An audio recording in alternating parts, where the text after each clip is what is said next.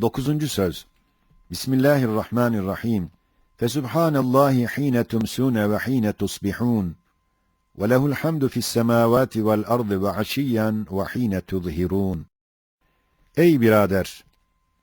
Benden namazın şu muayyen 5 vakte hikmet-i tahsisini soruyorsun. Pek çok hikmetlerinden yalnız birisine işaret ederiz. Evet, her bir namazın vakti, mühim bir inkılap başı olduğu gibi, azim bir tasarruf-u ilahinin aynesi ve o tasarruf içinde ihsanat-ı külliye-i ilahiyenin birer makesi olduğundan, Kadir-i Zülcelal'e o vakitlerde daha ziyade tesbih ve tazim ve hadsiz nimetlerinin 2 vakit ortasında toplanmış yekûnuna karşı şükür ve hamd demek olan namaza emredilmiştir. Şu ince ve derin manayı bir parça fehmetmek için 5 nükteyi nefsimle beraber dinlemek lazım. 1. nükte. Namazın manası, Cenab-ı Hakk'ı tesbih ve tazim ve şükürdür. Yani, celaline karşı kavlen ve fiilen Sübhanallah deyip takdis etmek, hem kemaline karşı lafzan ve amelen Allahu Ekber deyip tazim etmek, hem cemaline karşı kalben ve lisanen ve bedenen elhamdülillah deyip şükretmektir.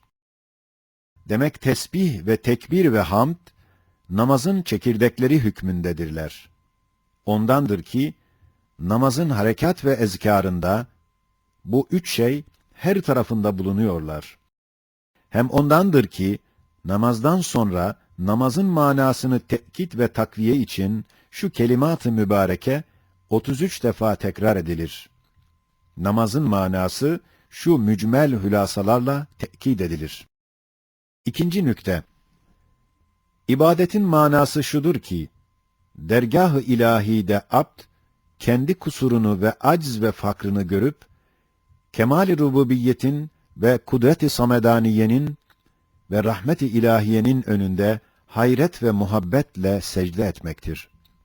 Yani, rububiyetin saltanatı, nasıl ki ubudiyeti ve itaati ister, rububiyetin kutsiyeti, paklığı dahi ister ki, abd, kendi kusurunu görüp istiğfar ile ve Rabbini bütün nekaisten pak ve müberra ve ehli dalaletin efkâr-ı batılasından münezzeh ve mualla ve kainatın bütün kusuratından mukaddes ve muarra olduğunu tesbih ile, Sübhanallah ile ilan etsin.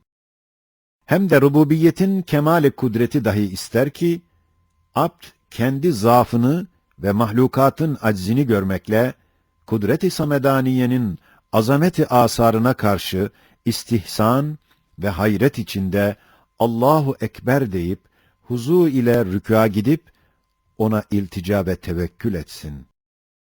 Hem rububiyetin nihayetsiz hazine-i rahmeti de ister ki, abd, kendi ihtiyacını ve bütün mahlukatın fakru ihtiyacatını sual ve dua lisanı ile izhar ve Rabbinin ihsan ve inamatını şükür ve sena ile ve elhamdülillah ile ilan etsin. Demek, namazın ef'al ve akvali bu manaları tazammun ediyor ve bunlar için taraf-ı ilahiden vaz edilmişler. 3. nükte.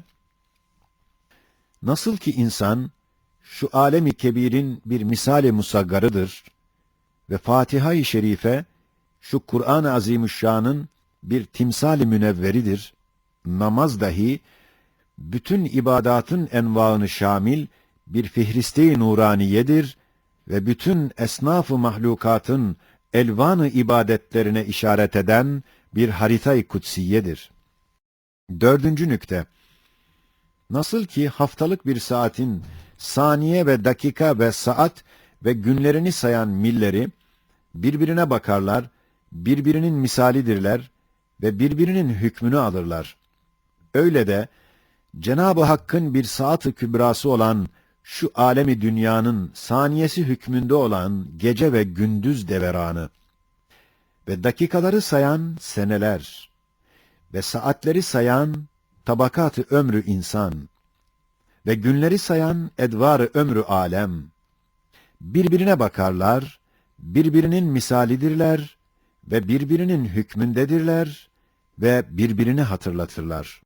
Mesela, fecir zamanı, tuluğa kadar, evveli bahar zamanına, hem insanın rahm-ı madere düştüğü abanına, hem semavat ve arzın 6 gün hilkatinden 1. gününe benzer ve hatırlatır ve onlardaki şuunat-ı ilahiyeyi ihtar eder. Zuhr zamanı ise, yaz mevsiminin ortasına, hem gençlik kemaline, hem ömrü dünyadaki hilkat-ı insan devrine benzer ve işaret eder ve onlardaki tecelliyat-ı rahmeti ve füyüzat-ı nimeti hatırlatır. Asr zamanı ise, güz mevsimine, hem ihtiyarlık vaktine, hem ahir zaman peygamberinin aleyhissalatu vesselam asr-ı saadetine benzer ve onlardaki şuunat-ı ilahiyeyi ve inamat-ı rahmaniyeyi ihtar eder. Mağrib zamanı ise, güz mevsiminin ahirinde pek çok mahlukatın grubunu, hem insanın vefatını, hem dünyanın kıyamet iptidasındaki harabiyetini ihtar ile, tecelliyat-ı celaliyeyi ifham ve beşeri gaflet uykusundan uyandırır, ikaz eder. İşa vakti ise, alem-i zulümat, nehar aleminin bütün asarını siyah kefeniyle setretmesini, hem kışın beyaz kefeniyle ölmüş yerin yüzünü örtmesini, hem vefat etmiş insanın bakiye-i asarı dahi vefat edip, nisyan perdesi altına girmesini, hem bu dar-ı imtihan olan dünyanın bütün kapanmasını ihtar ile, Kahhar-ı Zülcelal'in celalli tasarrufatını ilan eder. Gece vakti ise, hem kışı, hem kabri, hem alemi berzahı ifham ile, ruhu beşer, rahmet-i rahmana ne derece muhtaç olduğunu insana hatırlatır. Ve gecede teheccüd ise, kabir gecesinde ve berzah karanlığında ne kadar lüzumlu bir ışık olduğunu bildirir, ikaz eder ve bütün bu inkılabat içinde Cenab-ı Mün'im-i Hakiki'nin nihayetsiz nimetlerini ihtar ile ne derece hamdü senaya müstehak olduğunu ilan eder. İkinci sabah ise, sabah-ı haşri ihtar eder. Evet, şu gecenin sabahı ve şu kışın baharı ne kadar makul ve lazım ve kat'î ise, haşrin sabahı da, berzahın baharı da o kat'iyettedir. Demek, bu 5 vaktin her biri, bir mühim inkılap başında olduğu ve büyük inkılapları ihtar ettiği gibi, kudret-i samedaniyenin tasarrufat-ı azime-i yevmiyesinin işaretiyle, hem senevi, hem asri, hem dehri, kudretin mucizatını ve rahmetin hedayasını hatırlatır. Demek, asıl vazife-i fıtrat ve esas-ı ubudiyet ve kat'î borç olan farz namaz, şu vakitlerde layıktır ve enseptir. 5. nükte. İnsan fıtraten gayet zayıftır. Halbuki her şey ona ilişir, onu müteessir ve müteellim eder. Hem gayet acizdir. Halbuki belaları ve düşmanları pek çoktur. Hem gayet fakirdir. Halbuki ihtiyacatı pek ziyadedir. Hem tembel ve iktidarsızdır. Halbuki hayatın tekalifi gayet ağırdır. Hem insaniyet onu kainatla alakadar etmiştir. Halbuki sevdiği, ünsiyet ettiği şeylerin zeval ve firakı mütemadiyen onu incitiyor. Hem akıl ona yüksek maksatlar ve baki meyveler gösteriyor. Halbuki eli kısa, ömrü kısa, iktidarı kısa, sabrı kısadır. İşte bu vaziyette bir ruh, fecir zamanında bir Kadir-i Zülcelal'in, bir Rahim-i Zülcemal'in dergahına niyaz ile, namaz ile müracaat edip arzuhal etmek, tevfik ve medet istemek ne kadar elzem ve peşindeki gündüz aleminde başına gelecek, beline yüklenecek işleri, vazifeleri tahammül için ne kadar lüzumlu bir noktayı istinat olduğu bedaheten anlaşılır.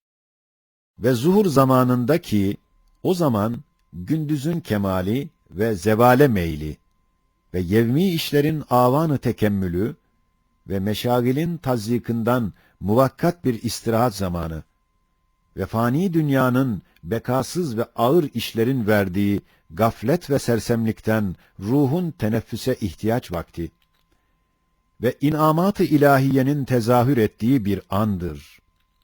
Ruhu beşer, o tazyikten kurtulup, o gafletten sıyrılıp, o manasız ve bekasız şeylerden çıkıp, kayyum-u baki olan mün'im-i hakikinin dergahına gidip el bağlayarak, yekûn nimetlerine şükür ve hamd edip ve istihane etmek ve celal ve azametine karşı rükû ile aczini ızhar etmek ve kemali bi zevaline ve cemali bi misaline karşı secde edip hayret ve muhabbet ve mahviyetini ilan etmek demek olan zuhur namazını kılmak ne kadar güzel, ne kadar hoş, ne kadar lazım ve münasip olduğunu anlamayan insan, insan değil.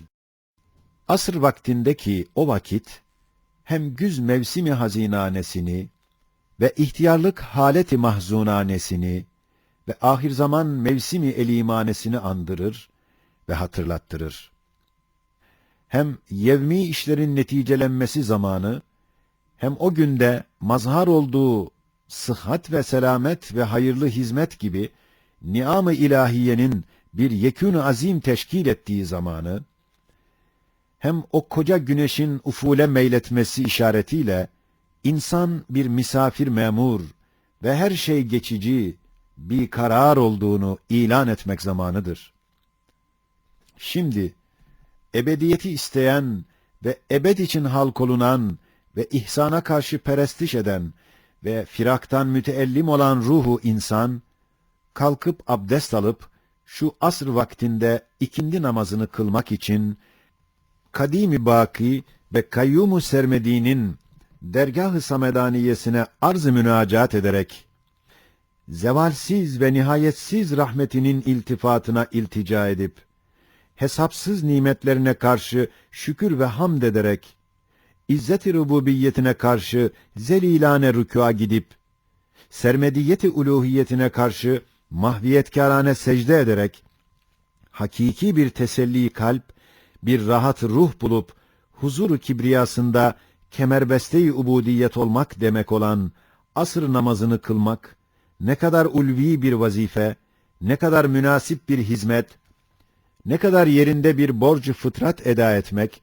belki gayet hoş bir saadet elde etmek olduğunu insan olan anlar.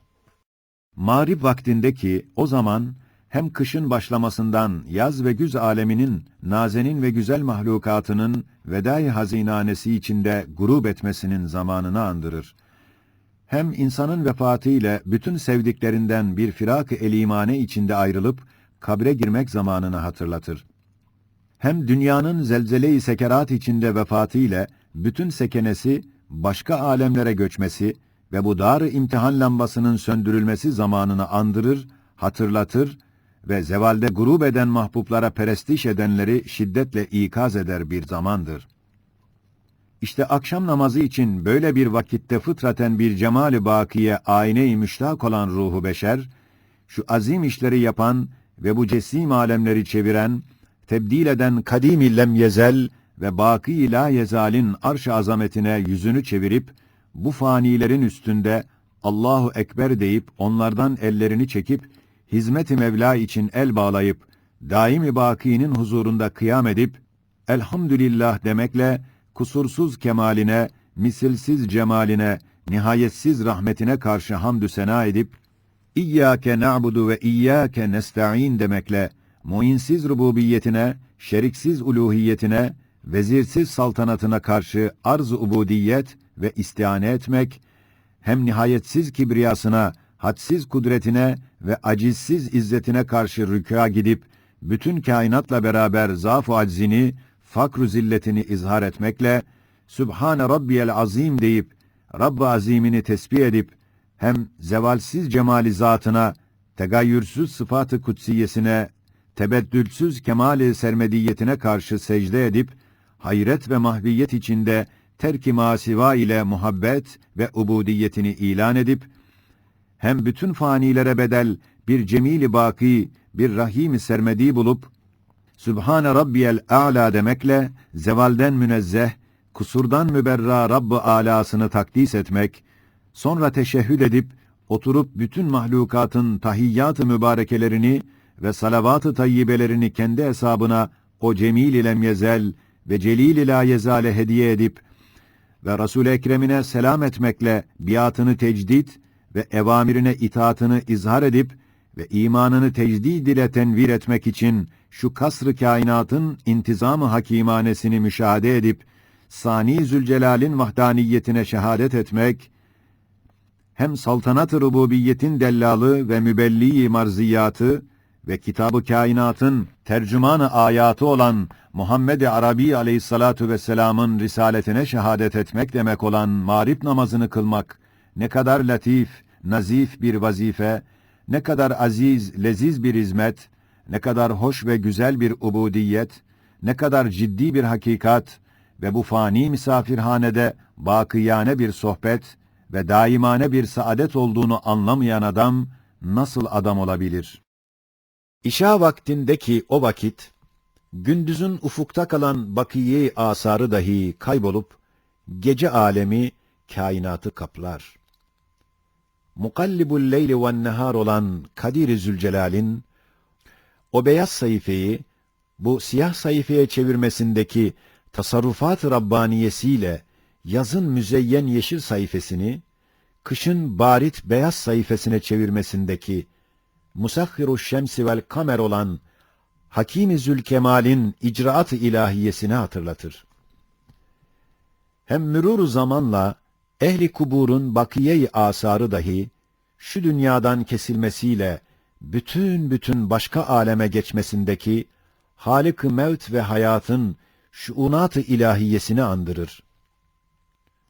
Hem dar ve fani ve hakir dünyanın tamamen harap olup azim sekeratiyle vefat edip geniş ve baki ve azametli alemi ahiretin inkişafında Hâlik-ı arz ve semavatın tasarrufat-ı celaliyesini ve tecelliyat-ı cemaliyesini andırır, hatırlattırır bir zamandır.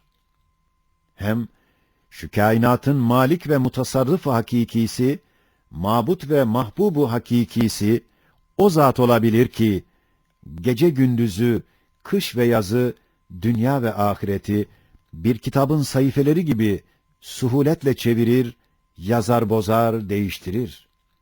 Bütün bunlara hükmeder bir kadir-i mutlak olduğunu ispat eden bir vaziyettir. İşte nihayetsiz aciz, zayıf, hem nihayetsiz fakir, muhtaç, hem nihayetsiz bir istikbal zulümatına dalmakta, hem nihayetsiz hadisat içinde çalkanmakta olan ruhu beşer, yatsı namazını kılmak için, şu manadaki işada İbrahim vari, La uhibbul afilin deyip, Mabudul emyezel, Mahbubul la yezalin dergahına namaz ile iltica edip, ve şu fani alemde ve fani ömürde ve karanlık dünyada ve karanlık istikbalde bir baki sermedi ile münacat edip bir parçacık bir sohbeti bakiye, birkaç dakikacık bir ömrü baki içinde dünyasına nur serpecek, istikbalini ışıklandıracak, mevcudatın ve ahbabının firak ve zevalinden neşet eden yaralarına merhem sürecek olan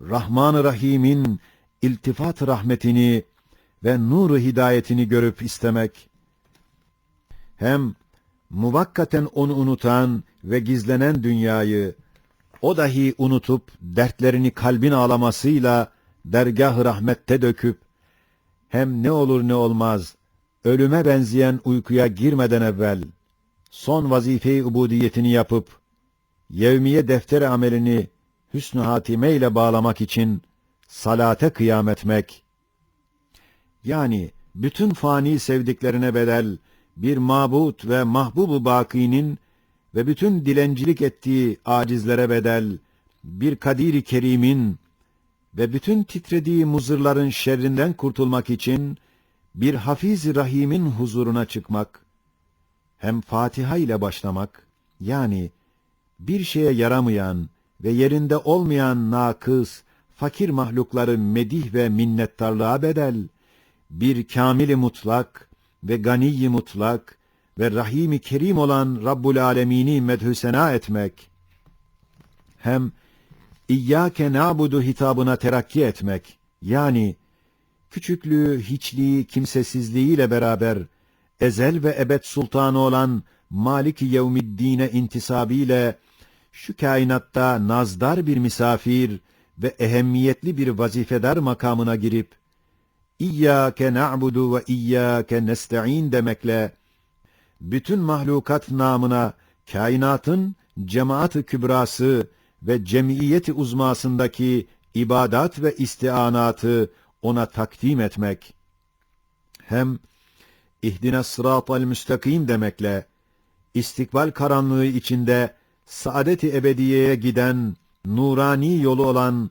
sırat-ı müstakime hidayeti istemek, hem şimdi yatmış nebatat, hayvanat gibi gizlenmiş güneşler, hüşyar yıldızlar, birer nefer misüllü emrine musahhar ve bu misafirhane-i alemde birer lambası ve hizmetkârı olan Zat-ı Zülcelal'in kibriyasını düşünüp Allahu Ekber deyip rükûa varmak, hem bütün mahlukatın secde-i kübrasını düşünüp, yani şu gecede yatmış mahlukat gibi her senede, her asırdaki enva-ı mevcudat, hatta arz, hatta dünya birer muntazam ordu, belki birer muti nefer gibi vazife-i ubudiyet-i dünyeviyesinden emri kün feyekûn ile terhis edildiği zaman, yani alemi gayba gönderildiği vakit, nihayet intizam ile zevalde grup seccadesinde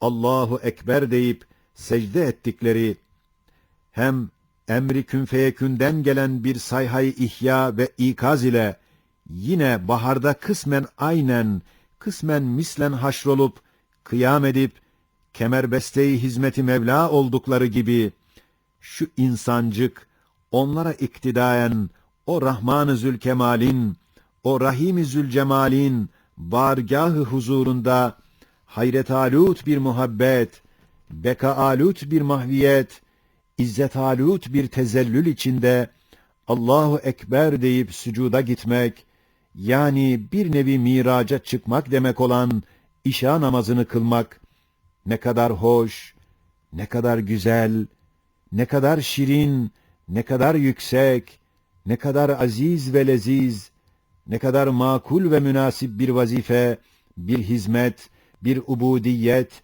bir ciddi hakikat olduğunu elbette anladın. Demek şu 5 vakit, her biri birer inkılab-ı azimin işaratı ve icraat-ı cesime-i Rabbaniye'nin emaratı ve inamat-ı külliye-i ilahiyenin alamatı olduklarından, borç ve zimmet olan farz namazın o zamanlara tahsisi nihayet hikmettir. Subhaneke la ilme lena illa ma allamtena inneke entel alimul hakim.